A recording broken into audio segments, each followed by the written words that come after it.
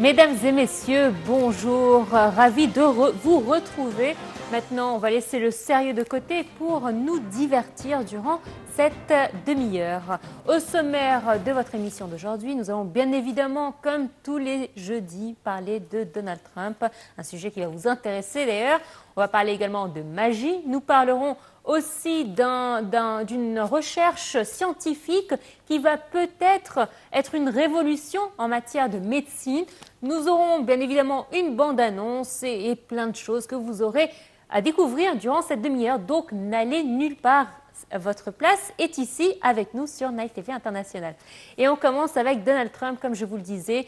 Alors, chaque semaine, on parle de lui. Ce nouveau président fait beaucoup parler de lui, pas seulement sur le plan politique ni économique, mais sur sa vie privée. La semaine dernière, on vous disait qu'il n'avait pas de chien. Cette semaine, on va vous parler de son régime alimentaire. Beaucoup se posent la question de son régime alimentaire. Alors, en cuisine, donc tout le monde s'habitue de ses habitudes alimentaires et on a pris l'exemple de différents présidents à travers la France et à travers les États-Unis. François Mitterrand, par exemple, avait une particularité, c'est qu'il aimait la truffe. On a Obama qui raffolait des cheeseburgers et du chili à la dinde. George W. Bush, c'est les sandwichs au fromage bien grillés qu'il aimait. Et personnellement, j'ai fait la découverte l'année dernière dans les mémoires ou dans le livre de l'ex-compagne de François Hollande que le président français, par exemple, aime les frites et la mousse au chocolat. Alors sur ce point-là, je m'entendrai très bien avec lui, car oui, le président français et le président américain sont un petit peu avec la tendance moderne, c'est-à-dire qu'ils aiment cheeseburger, frites, mousse au chocolat, quoi de plus normal, comme quoi on peut être président, mais on peut avoir des habitudes alimentaires normales. Alors, et Donald Trump dans tout ça? Eh bien, le New York Times s'est interrogé sur la question et s'est même posé la question si Trump serait un exemple culinaire pour la nation. Alors, on s'en doute. On le voit notamment durant sa campagne où il posait en photo en mangeant des pilons de poulet frit et vantait les mérites des fast-foods. Toutefois, on dit qu'il essaierait de faire attention à sa ligne. Et ça, je pense que sa femme et sa fille sont un petit peu la cause de ça. Vous savez qu'il a une très belle fille, une très belle épouse. Il choisit ses épouses parmi les plus beaux mannequins au monde. Donc, je pense que ça joue un petit peu au niveau de son régime alimentaire. Mais ça n'empêche qu'il est comme tous les gens. Il aime les fast-foods et on le voit en images. C'était avant qu'il soit président, comme je vous le disais, c'était durant sa campagne. Sachez que le volet alimentaire de la Maison-Blanche est traditionnellement délégué à la First Lady Melania Trump, qui devrait arriver l'été prochain à Washington, ne s'est pas encore exprimée sur le sujet. Et bien évidemment, dès que nous aurons des nouvelles, nous n'oublierons pas de vous en faire part. Et voilà, alors on laisse Trump de côté pour un sujet bien plus important et qui va révolutionner le monde scientifique.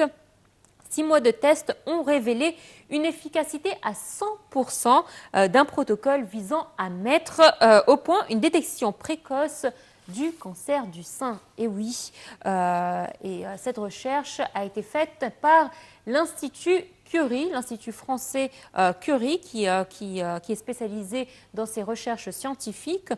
Cette nouvelle méthode pourrait révolutionner les méthodes de dépistage du cancer. Après un semestre d'entraînement, Thor et Nikios, les 2 Malinois acquis par l'Institut afin d'être formés à la détection précoce du cancer du sein, ont rempli leur mission, si bien que l'Institut a annoncé un résultat positif à 100% de cette phase de test menée sur 130 femmes.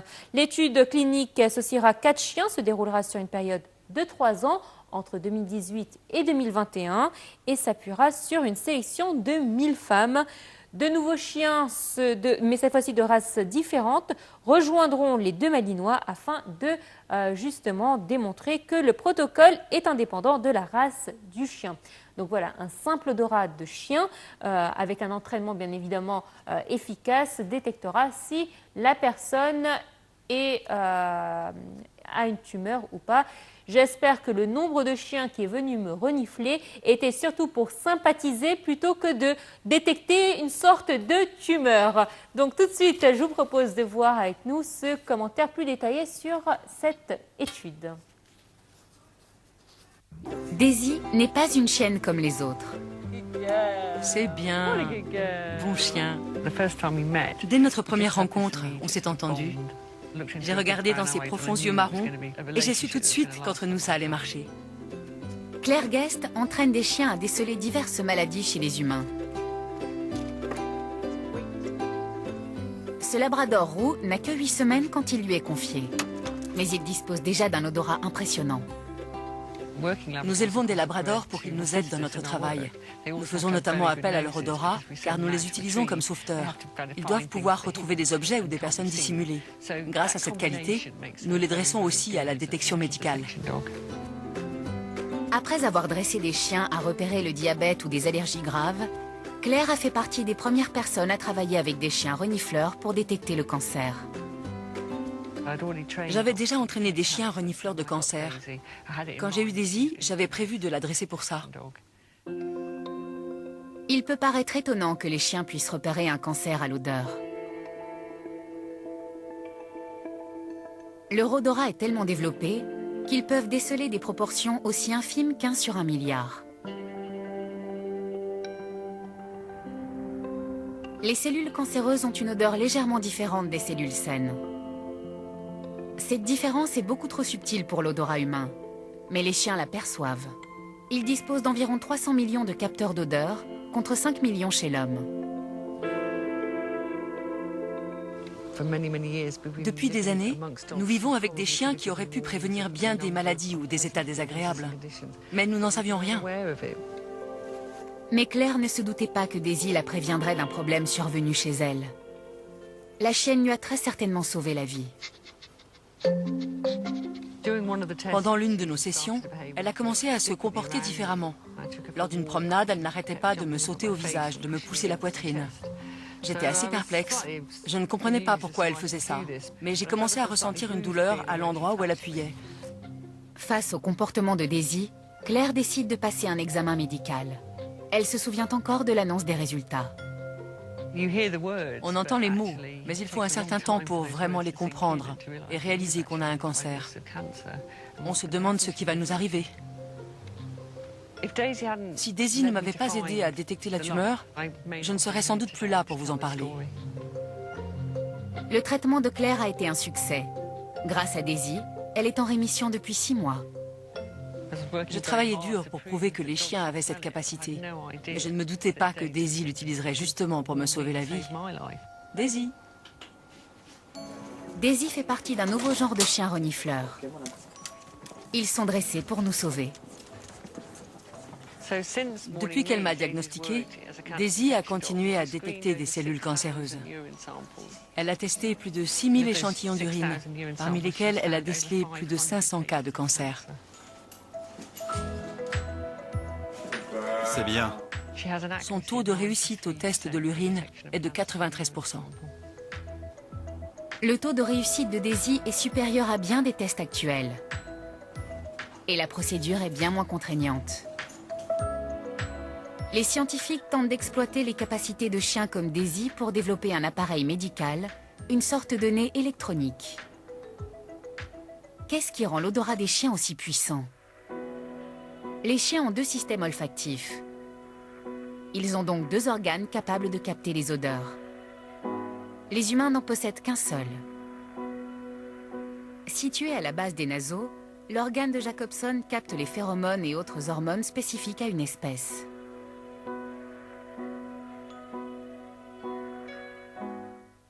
Un reportage incroyable que nous vous invitons à découvrir sur YouTube.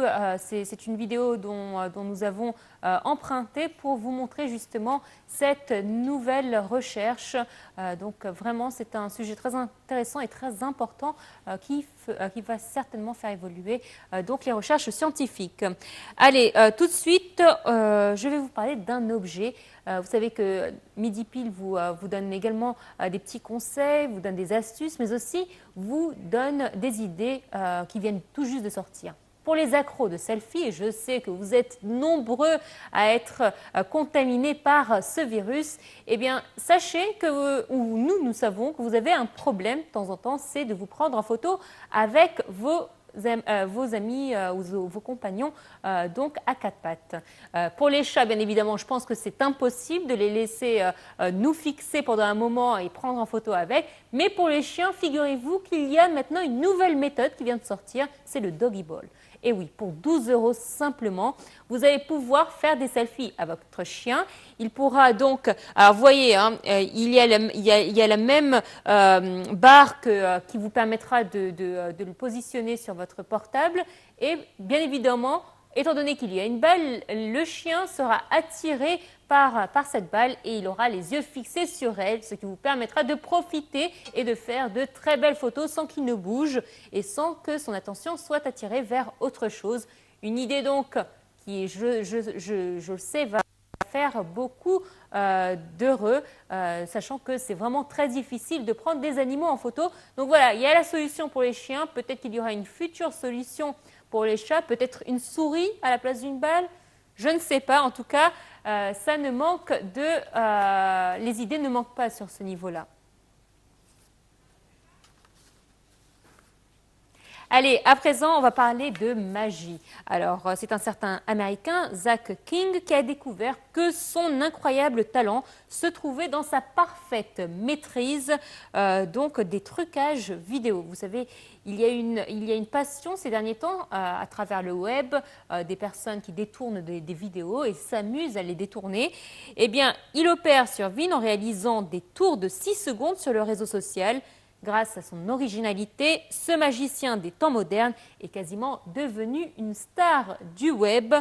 Dans ses vidéos, cet habitant de Los Angeles a pris l'habitude de réaliser des tours incroyables.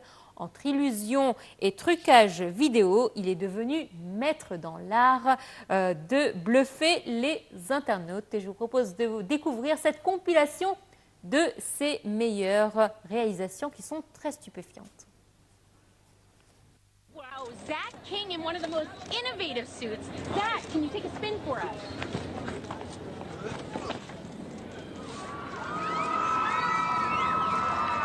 You got your helmet? Yeah. All right, hope this works. 3, 2, 1. Whoa! Test 2. Whoa!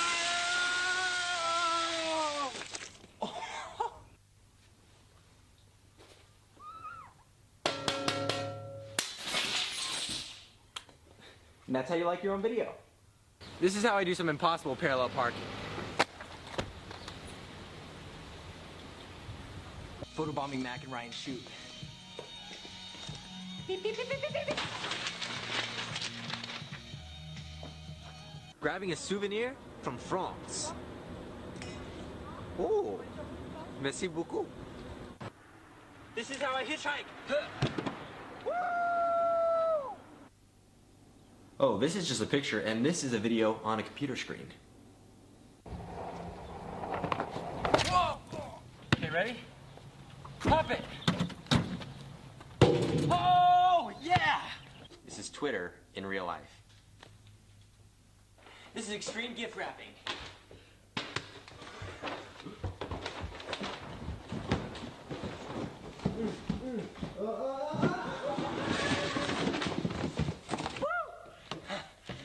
This is how I edit my Instagrams.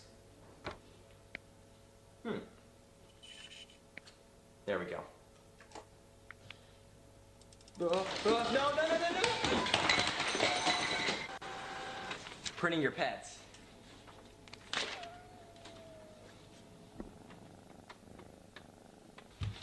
Just setting up my Christmas tree. Fire! Oh. Merry Christmas. Sometimes life isn't always how it seems. Wait a minute. Huh? What? Copying and pasting money.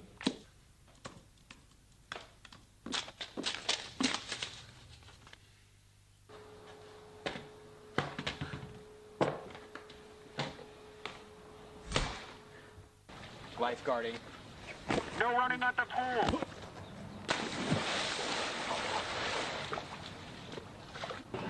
Oh, this is our stop, dude.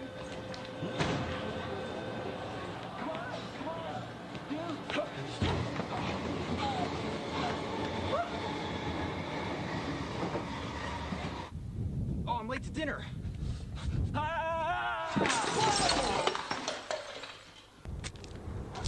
Oh, that's a sweet looking sky today. That's a tasty cloud. The ice bucket challenge. You ready? How I get to the Ellen Show.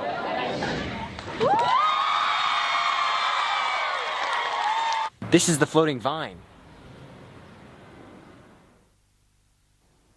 Bluffant, n'est-ce pas? Allez, je vous le disais, mais tout de suite, on va parler de cinéma du 7e art.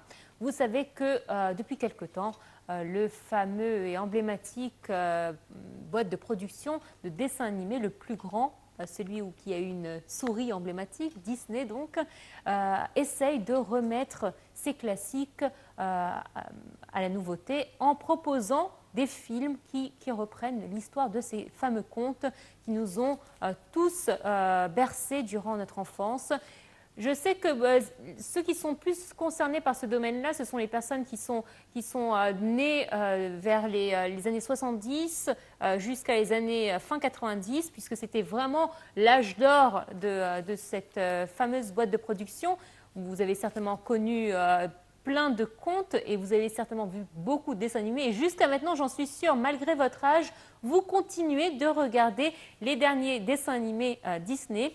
Eh bien, lui, il sait que vous êtes fidèle à sa boîte de production, c'est pour ça qu'il vous propose toujours des nouveautés.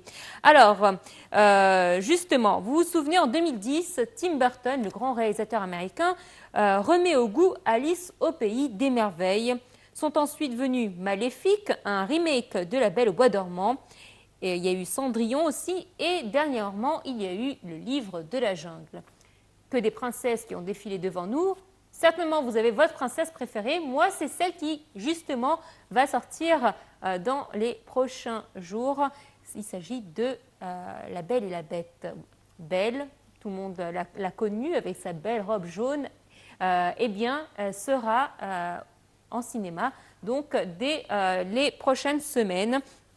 Et je suis sûre que si vous êtes amateur de ces classiques, vous allez aimer. Personnellement, j'ai adoré les reprises faites par Disney, car ça donne non seulement un ton neuf, et en plus ça s'adapte aussi au goût de cette génération qui préfère les jeux vidéo plutôt que les anciens dessins animés. Donc il est très important de pouvoir remettre donc un peu d'ordre dans ces classiques. Regardons tout de suite la bande-annonce de ce film.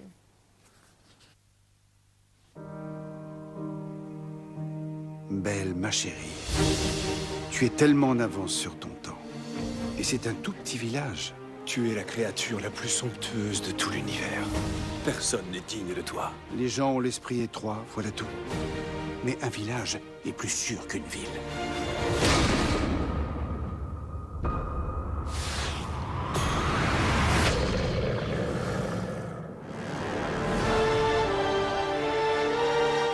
Je suis venue chercher mon père. Votre père est un voleur. Il faut que je vous voie. Je m'enfuirai, je te le promets. Non! Regarde, une jeune fille. Qui a dit ça? Coucou! Vous parlez? Mais évidemment, il ne fait même que ça. Je suis ravie de faire votre connaissance. Vous voulez voir ce que je sais faire? Qu'arrivera-t-il quand le dernier pétale tombera? Le maître demeurera une bête pour toujours. Nous deviendrons de la camelote. Que lui avez-vous fait? Rien. Sortez d'ici! Sortez!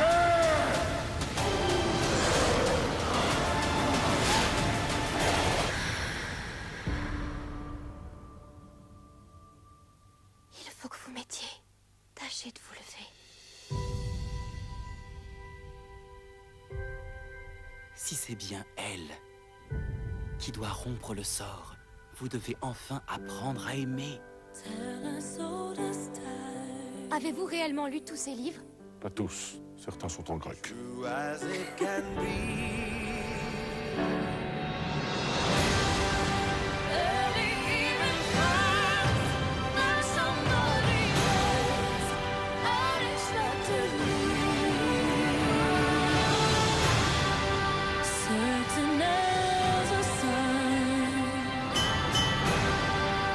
Rising in the east. Tuons la bête!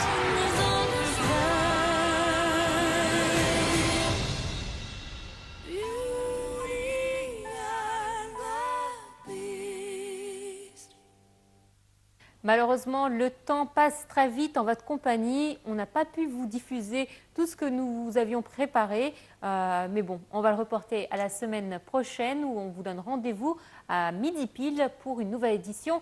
Je vous le dis à chaque fois, vous pouvez entrer en contact avec nous et proposer vos idées à travers 3 façons. Facebook, mais aussi sur Twitter et par Gmail. Je pense que vous aurez les 3 adresses qui défileront sur votre écran donc dans quelques instants. Merci à vous d'avoir été des nôtres aujourd'hui. On vous donne rendez-vous la semaine prochaine avec un programme encore riche en vidéos. À très bientôt. Au revoir.